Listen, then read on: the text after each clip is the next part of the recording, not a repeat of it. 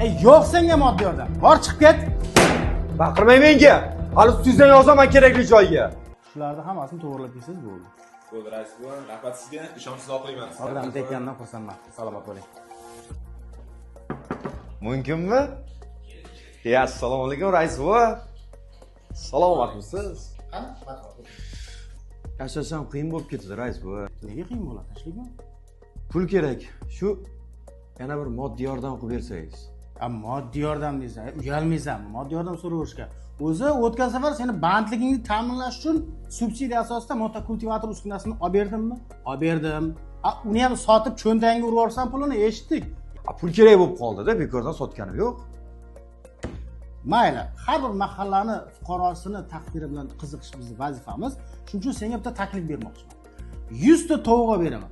Eplab keta olasanmi? Har holda xalqimizda bitta chiroyli gap bor. Tovuq 7 xazinani biri. U 70-80 tadan tuxum beradi. Sotasan, pulni qilasan, uyingdan go'sht armaydi. Rozimisan? Mayli-ku, tovuq katagim yo'q-ku. Mayli, katakdan xavotir bo'lma. Ektoshli yigitlarni yig'ib jo'natib yuboraman, senga yordam beradi, tovuq katagini qurib berishadi birgalikda. Mayli-ku, donini qayerdan olaman? Qanday bo'lib qolaman? Mayli, bunisiga ham roziman. 3 kunlik yemishini pulini o'zimning hisobidan ajratib, o'sha yemishini uyingga olib borib beraman. Qila olasanmi? Qo'lingdan keladimi? Rais bu, mayli-ku, 3 kunga deyapsiz. 3 kundan keyin nima qilaman men? Qilgin kelmayotganda oldin o'zingni ko'ningda bo'lish kerak. Mayli, qilmasang qilma. Tovuq qilaman, tovuq katagi bor, tovuq yemishi bor odamga beraman. Qilmasang qilma o'zing bilasan, tushundingmi? Mayli-ku, rais bu. Moddiy yordam nima bo'ladi? Yana moddiy yordam dedi. Yo'q senga moddiy yordam. Bor chiqib ket. Baqirmang menga. Hali ustizdan yozaman kerakli joyga. Qo'yaman, gaplashamiz siz bilan. Sekinroq sizga qarang.